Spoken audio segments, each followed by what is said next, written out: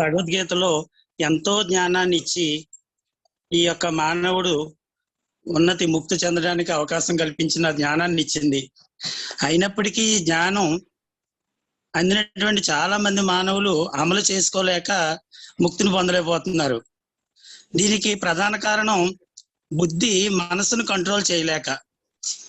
అలాగే మనసుని కంట్రోల్ చేయాలంటే భయపెట్టి, అంటే గరుడ పురాణంలో 28 రకాల శిక్షలు ఉన్నాయని అంటారు కదండి.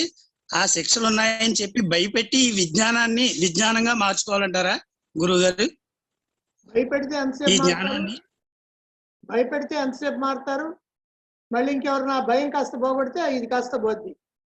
అందుకని భయపెట్టి కాదు, ఇది మారాలి అని అంటే అనేకమైనటువంటి జన్మలు, మన కోట్ల కొద్దీ జన్మలు ఉన్నాయి. మనం ఏమనుకుంటున్నామంటే ఇదే మనం ఏదో మొదటి జన్మ అనుకుంటున్నాం.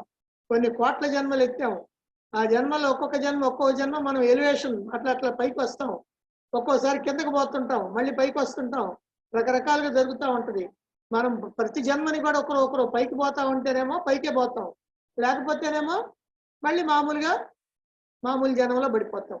అందుకని ఏంటంటే అందరూ ఏమవుతున్నారు అనేటువంటిది వదిలేయండి, అందరి సంగతి వదిలేసేయండి, మన సంగతి మనం చూసుకుందాం.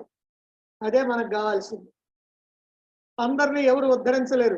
మనల్ని మనం ఉద్ధరించుకోవడానికి ప్రయత్నం చేస్తే అది చాలా గొప్ప విషయం.